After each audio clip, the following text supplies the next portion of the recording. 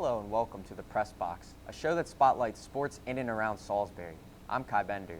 And I'm Annie Elburn. Today we start by remembering a tragedy that gripped the Delmar community. Let's get started.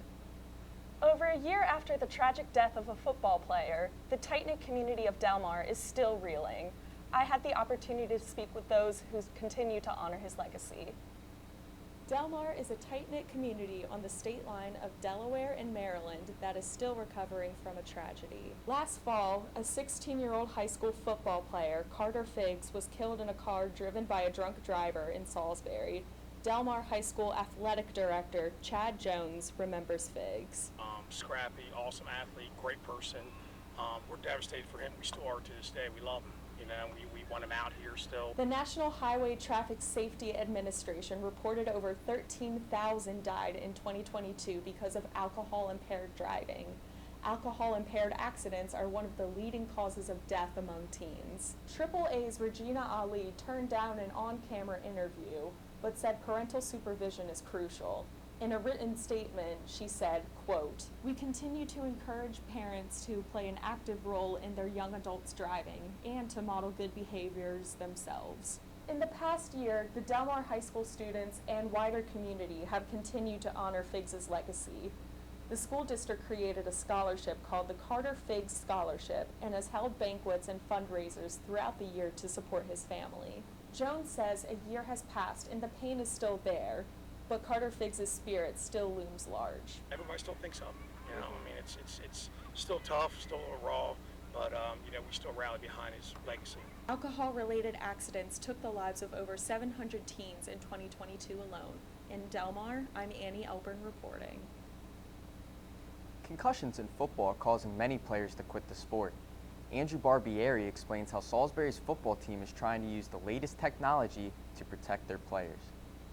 More than a dozen players on Salisbury University's football team are sporting new helmets that can reduce player concussions in the entire sport. Defensive lineman Savion Olfus has one of SU's 14 custom-fitted NFL-grade helmets.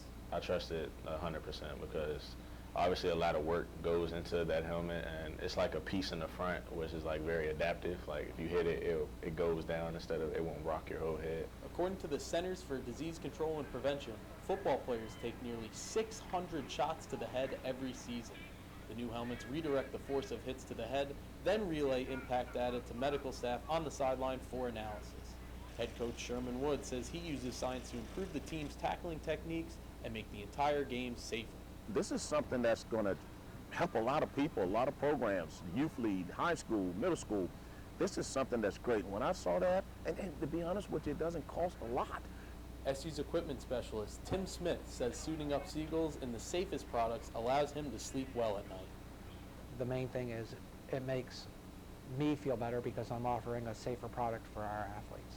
Defensive lineman Olfus envisions these helmets on the heads of players of all ages. Football is such a dangerous sport, especially when it comes to the head and neck area.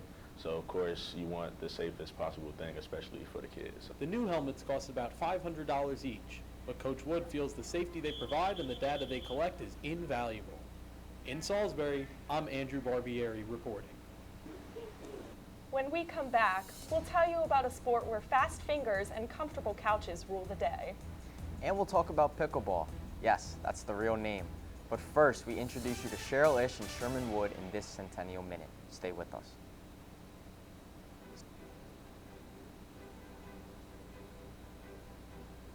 Celebrating 100 years of athletic success, this is Matt Wessel with the Salisbury University Centennial Minute. Salisbury University 2002 Hall of Fame inductee Cheryl Ish was a multi-sport force to be reckoned with. Attending SU from 1988 to 1992, Ish played 4 different sports: field hockey, basketball, lacrosse, and track and field. As a Seagull, she set multiple track and field records and was an all-time goal scorer in field hockey. After graduating in 1992, Ish earned her Master of Arts degree at Smith College, where she also helped coach its field hockey team. In 1994, Ish joined King's College as the head coach of its field hockey team and assistant director of athletics. Currently, she is the associate vice president and executive director of intercollegiate athletics and recreation at King's College. This has been a Salisbury University Centennial Minute. celebrating 100 years of athletic success. This is Ben Gelati with the Salisbury University Centennial Minute. Sherman Wood was an alum of Salisbury University and its head football coach. Wood attended SU from 1980 to 1983, where he majored in counseling psychology and was an outstanding defensive back for the Seagulls. Wood was a team captain of the 1983 team that earned SU's first NCAA tournament berth, reaching the national semifinals. Wood graduated from SU in 1984. He received his Master of Arts degree in counseling psychology from Bowie State University in 1989. Wood began his coaching career as an assistant under Salisbury University head coach Mike McGlinchey in 1984 and became head coach in 1999. Wood is the program's all-time winningest football coach, has 18 consecutive trips to the postseason, including 10 NCAA championship appearances. This has been a Salisbury University Centennial Minute.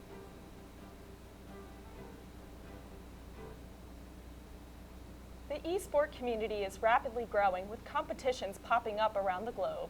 Jack Whalen caught up with a few local Ultimate Fighting Champion gamers. Electronic sports, or esports, is a video game competition where you might never meet your opponent face-to-face. Salisbury University held an Xbox Ultimate Fighting Champion tournament recently, and first-time participant Kyle Parker says he just had to be there. So I just wanted to come out because I like playing video games, and I know a lot of people out there do, so just want to come out and meet everybody and just have a little fun. This night's winners claimed over $100 in prizes, but it was less about the money and more about the bragging rights. Connor Lugo helped organize the event. He says it's part of SU's goal at creating popular new spaces for today's student. So one of the things we've done is we've invested a ton of money into making the space Fireside Lounge and the Hardwood Lounge, a more comfortable space for people to come and hang out. Top esports gamers or streamers like Richard Tyler Blevins, who goes by Ninja, or Kyle Cox, whose online name is Sketch, can earn anywhere from $50,000 to several $1 million per year.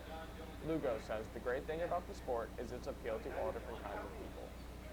I think a lot of people think they're streamers, like Ninja or Sketch, and they're trying to get their word out there, trying to get their name and their brand out there. But one of the cool things is seeing people that you never usually would see at some of our tournaments.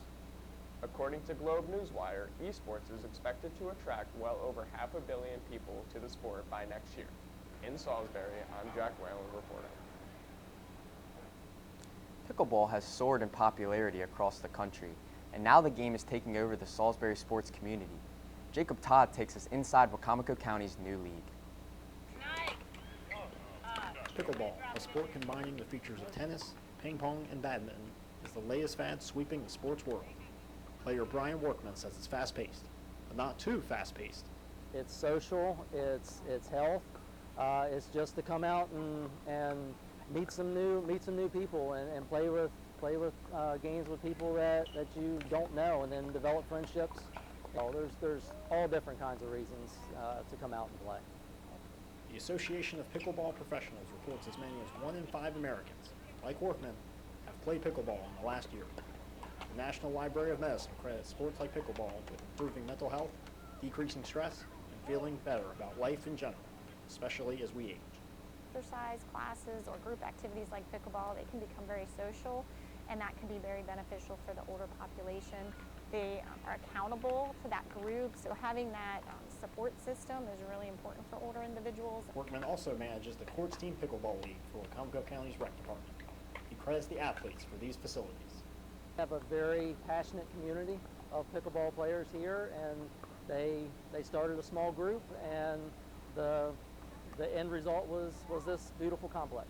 A Business Insider article estimates up to 25,000 courts like this one will be needed across the country to satisfy the nearly 50 million pickleball players in the United States.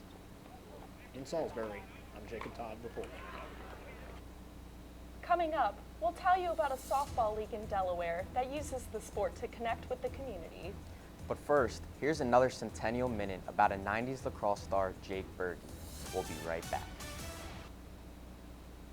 Celebrating 100 years of sporting success, this is Kai Bender with the Salisbury University Centennial Minute. Jake Berge started his lacrosse career at Salisbury University in 1994. As a freshman, Berge scored a game-high 5 goals in SU's match against Hobart to help secure the school's first national lacrosse title. As a sophomore, Berge scored 12 goals in 3 playoff games to help SU secure back-to-back national championships. His play helped establish SU's lacrosse reputation as a serious contender and powerhouse in the sport. In 1995, Berge was named the National Midfielder of the Year, and in 1997 earned Conference Player of the Year. Berge was a first-team All-American his last 3 seasons.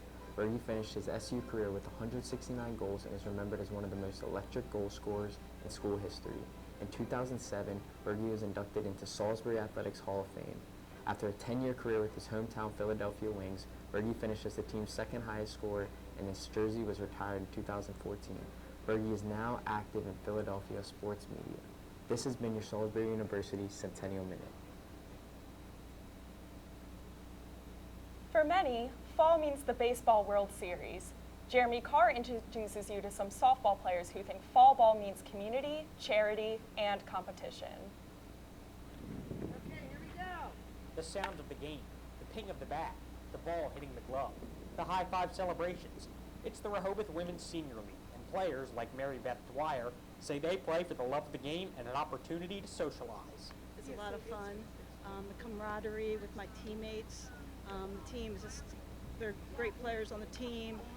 This is one of the only leagues in Sussex County designated for women 45 and over. New University of Illinois research found women 55 and older can adjust the sport to their abilities, boost their self-esteem, and get regular exercise at the same time. The teams play every Tuesday night at the Rehoboth Little League Park for 11 weeks starting in mid-June, followed by 1 week of playoffs.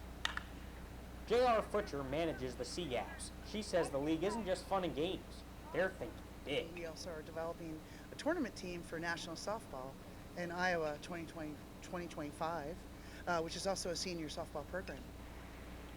Every team is sponsored by a local business. Second-year umpire Annette Potemski says the team holds community events like ice cream socials to help put fans in the stands.